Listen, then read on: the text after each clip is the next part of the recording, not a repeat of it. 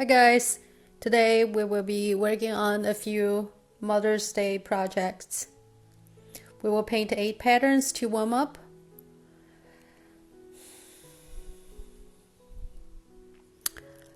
First pattern. Imagine yourself writing an abstract letter to your mom using only black and blue watercolor.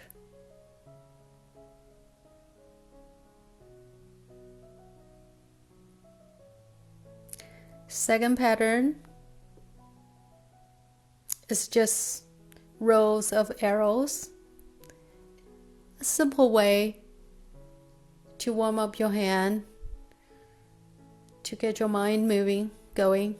Think of all the possibilities, different combinations of textures, light and dark color. And now we're painting raindrops. Light blue rain comes down, and I'm dripping dark blue over the light blue and let it bleed. And I'm using a clean brush to soak up some dark paint to add accent. Here I'm using tip of a round brush to draw a very thin line. A great way to practice hand control.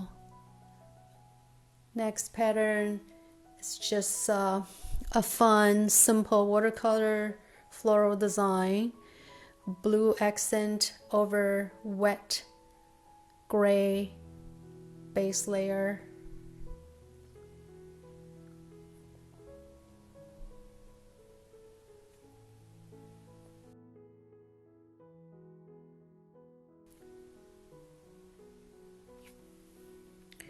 Now I'll be using flat brush to paint layers of thin texture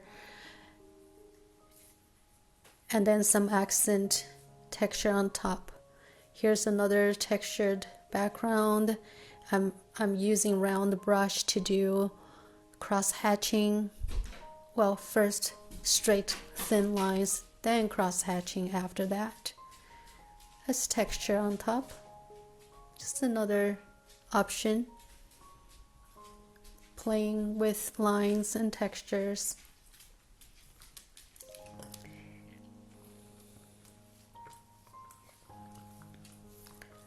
Our last pattern is a textured heart. I drew a very pale heart and then draw a line texture around it. And I'm going to add texture to the heart. Dark blue over pale blue.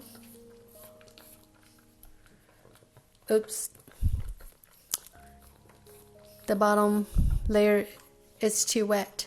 You can dry it with hair dryer if you want it to be really dry, but I don't need it to be completely dry, so I can simply use paper towel. There you go. 8 patterns to warm up. Next project, hand lettering. I played with the layout with number 4 pencil on paper first. Draw lightly so the mistake can be erased without damage to the paper. I'm using leftover paint from my previous project for this one. You see the dark gray has a bit of every pigment in it. It has aged well, perfect for this project. We're adding a bit of red accent later on. You're the best mom in the world.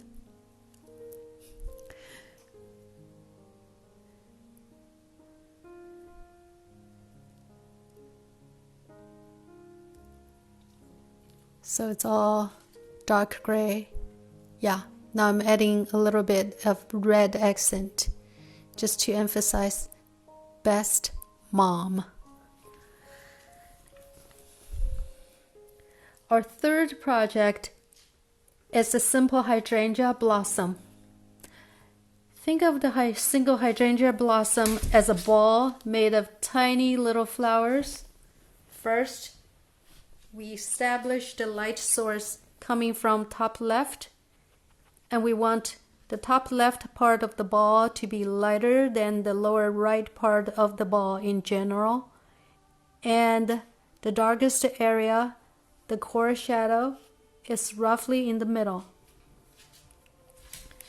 Then we'll add details here and there to show the little flowers within the ball-shaped blossom. I'm using a little gray and a pale blue.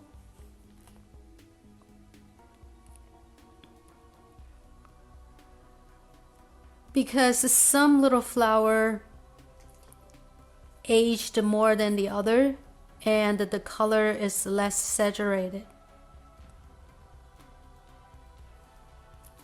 I suppose I purposely avoid fine lines, fine details, and smooth straight edges on this piece, keeping it nice and loose and letting the viewer to connect the dots.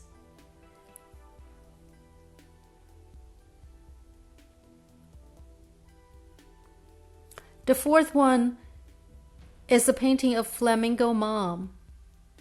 I was moved by how flamingos shelter their babies and have been looking at the references, editing, and painting in my head. I can't wait to put the image on paper and share with you guys.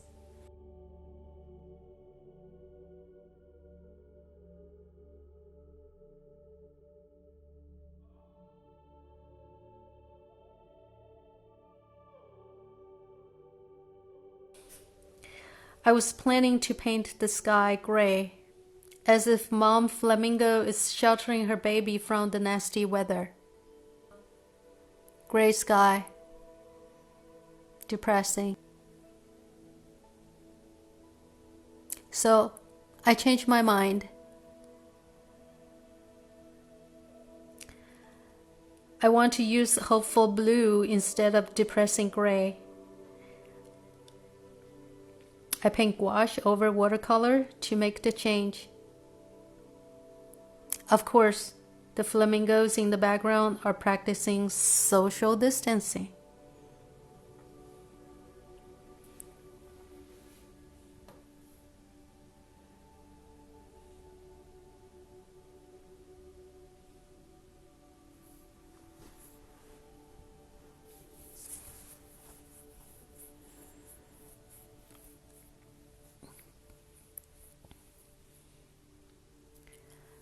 Thanks so much for watching.